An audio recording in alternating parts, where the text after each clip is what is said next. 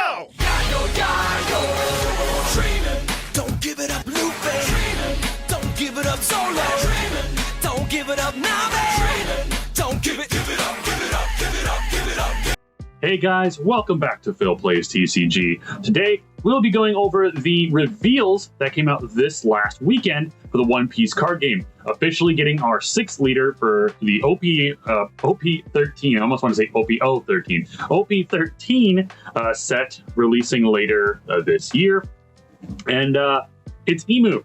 It was strongly hinted at, but a lot of people were just like, nah, it can't be IMU. It's not going to be IMU. No, it's IMU. Now, for those of you who are not aware of who IMU is, it's, pretty late into the One Piece storyline, so it's understandable why you don't. I only know about it because I had to skip quite a bit ahead to understand what's going on in the current series. But anyway, we have our 6th leader.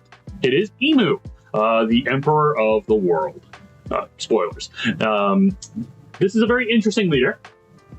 Obviously, with how powerful IMU is speculated to be in the show or in the manga, we probably had to have a very, very powerful leader. And honestly, in my opinion, this is going to go right toe-to-toe with the, theorized best deck in OP13, and that is Gol D. Roger, which makes sense. King of the Pirates, he's got to have a strong enemy. But here we go.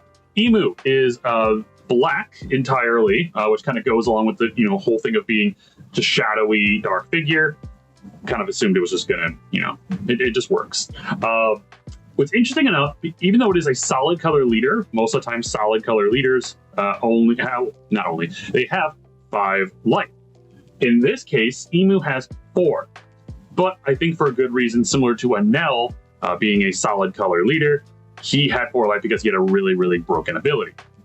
IMU's whole archetype so far seems pretty broken, and we're going to go into that. If you do like One Piece content or any other type of card game related content, consider subscribing to the channel if you like the video, and like the video if you loved it.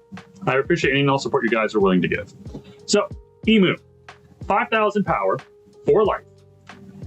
It is rule. You cannot include events with a cost of 2 or more in your deck. Event cards just like extras in Fusion World.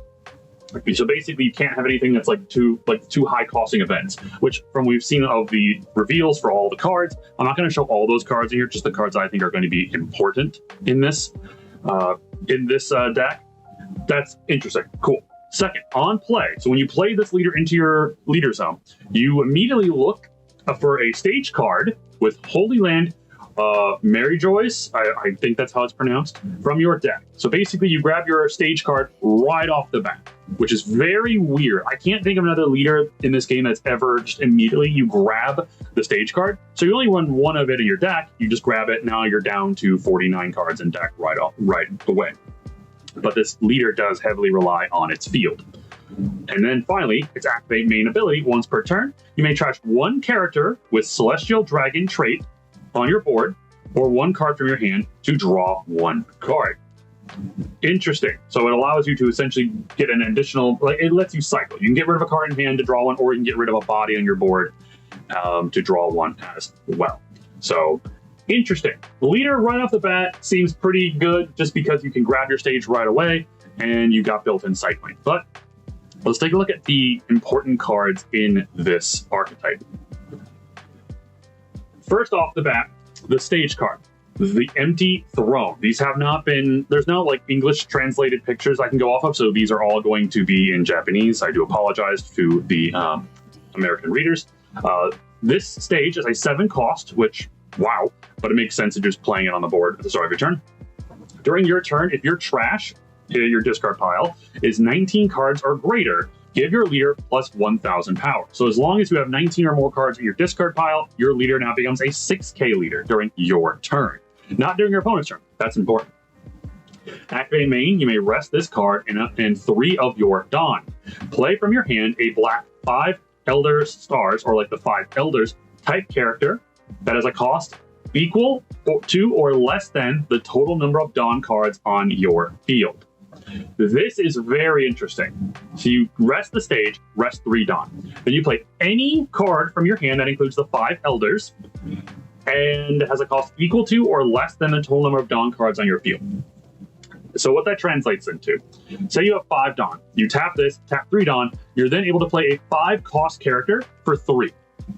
So you're cheating out bodies, and we will go over some of the elders on the next page here, but that's really, really good, like for sure.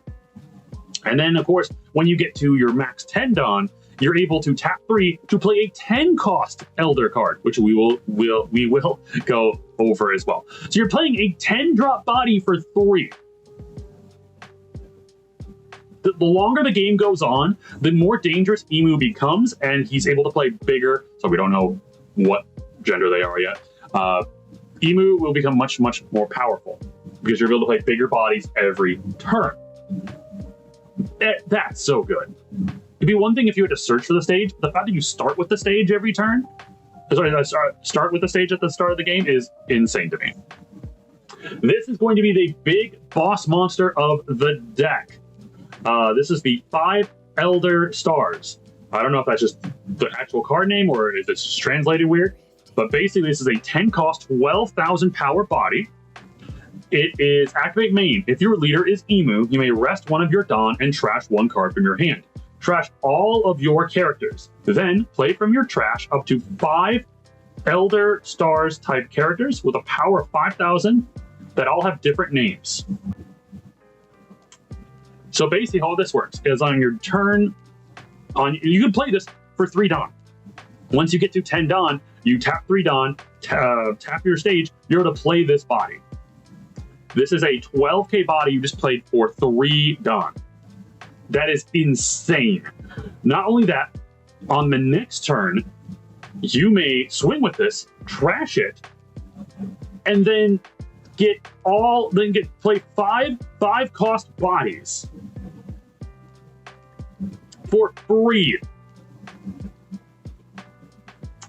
That's insane. This card, IMU in general, is going to be very powerful because you're able to play giant bodies for incredibly cheap. You're able to, just like, and we haven't even got to the 5 elders individually. This one card here does a whole lot, but each of the elders have their own special abilities. It's gross. Maybe let me see if I can pull up the reveals here for the 5 elder cards, and we can kind of go over them a little bit. I didn't have as much room to put them all on screen, but basically here we have the 5 elders. Now these are the full art alternate art cards. What's funny enough is these cards were all drawn supposedly by the artist behind Jujutsu Kaisen, and I can absolutely see that. Each of the 5 elders can transform into a demon yokai of some like animal demon of some sort. It's actually crazy. Now each of these will have their own separate abilities. All of them will have some of their different powers, but they all basically have one thing in common, which is if you have 7 or more cards in your trash, this character cannot be removed by your opponent's effects. So basically, I mean, these cards can only be removed by being physically KO'd in battle, not by bouncing effects, not by KO effects, not even, I think those will be the only ways to remove a body with a skill. So that's actually insane. Not only are you able to play these out, if you set up your board right, for free, you get 5 characters. Some of them have blocker. So you made a full board for free. Like, I won't go over each individual skill because that does take a little bit, but overall, these leaders are these characters are incredibly powerful. Incredibly powerful. For example, someone actually, Roanoa TCG did release this little post here with 10 drop at plus stage. You can cheat out 27 Dawn for only 4 Dawn and still have 6 active Dawn left in a board that can't be removed by effects, plus 2 blockers and a 7k rush that can give minus 2,000 power when attacking. Like we mentioned, you get rid of the 10 cost here after swinging with it to then fill your board. Two of these cards have blocker. One of them has rush, and they all can't be KO'd by abilities or removed from the board by abilities. If I remember that, yeah, your opponents cannot be removed. So that's insane. So your only way that you're going to be able to beat IMU or beat any of these characters is by, swinging into them with high enough stats and KOing them. But then if your opponent plays another 10 cost, they're able to just drop it and grab those elders back from the discard, because the deck's whole style is discarding cards from, discarding cards into the drop to then play them again. That's crazy. That's so good. Basically, my thoughts about the OP13 meta is that these two leaders are going to be the leaders to beat. I really do. Especially since we are supposedly getting a ban list for a One Piece card game next week. Well, sometime this week. These two leaders are positioning themselves to be the leaders to beat. Goldie Roger, the king of the pirates, having a base 7,000 power. Sure, he doesn't get that ability at all. He only gets the 7,000 when he's at 9 or more Dawn, I believe.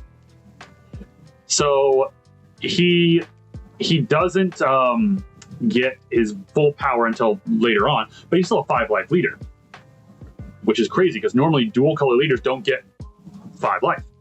And you have IMU, who can create this incredibly scary board very easily. I don't see any reason why you would play any other leader besides these two. OP at 13 is going to be very weird. Like, if we think the meta right now is bad with blue-purple Luffy and green-purple Luffy and Bello Betty being bad, I have a feeling these two are going to dominate most of the meta. I don't know how well they do into each other. That's going to require a little bit more testing. But, yeah, that's crazy to me. I really don't know what to think about the OP13 meta. If it's just two leaders, that's going to suck. I was thinking about playing Goldie Roger, but honestly, IMU just looks really fun. But I feel like OP13 is going to be a very expensive set. It's going to be very difficult to get a hold of, so we'll just have to see how it all plays out. But thank you guys so much for checking out this video. What do you think about IMU and their archetype? Are you worried about the OP13 meta like I am? Let me know in the comments down below, and I will catch you on the next video. Take care, guys. Here's how the story goes. We find out by the treasure in the grand line. There's no doubt. The pirate whose eye is on it, he'll sing. I'll be king of the pirates. I'm gonna be king. His name is Luffy. That's Monkey D. Luffy. King of the